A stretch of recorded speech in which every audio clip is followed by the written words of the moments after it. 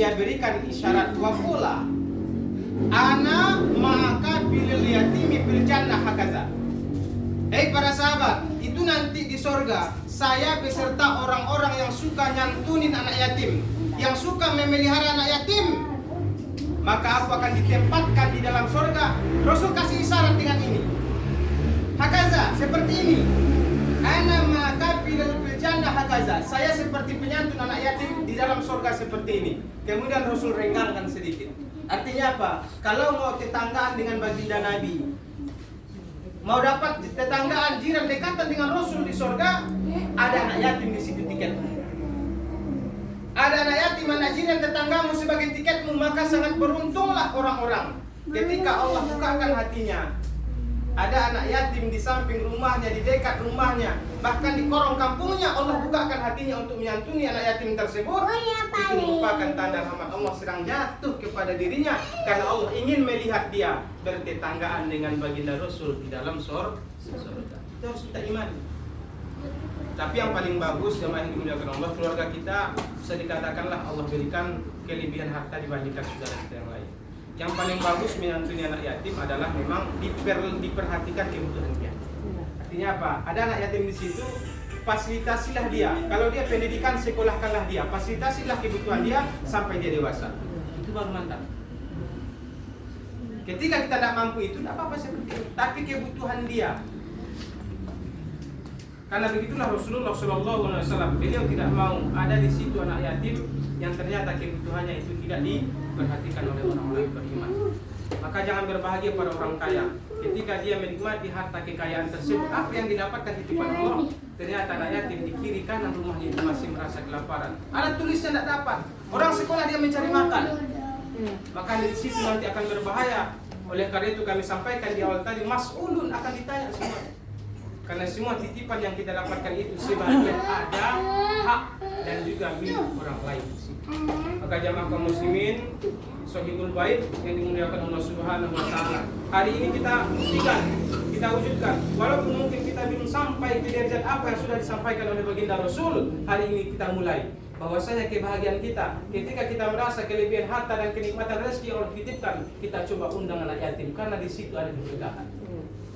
Makanya kata Rasul, kalau jumpa dengan anak yatim, paling tidak sentuhlah rambutnya, sentuhlah kepalanya, usaplah kepalanya itu. Itu merupakan bentuk dari kasih sayang seorang orang tua kepada dia. Karena dia tidak butuh yang lain-lain, kecuali butuh belayan kasih sayang dari sesama manusia. Bapak-bapak, ibu-ibu, anak-anakku sekalian, jamaah yang dimuliakan Allah. Makanya kata Allah Subhanahu wa taala dalam Al-Qur'an, Fa'amal insanu iza mabtalahu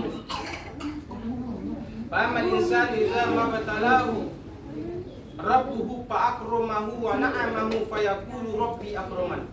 Wa amal insanu iza mabtalahu faqadara 'alaihi rizqahu fayaqulu Rabbi ahana. Kalla bal la tukrimuna al-yatim wa la tahadduna 'ala ta'amil miskin.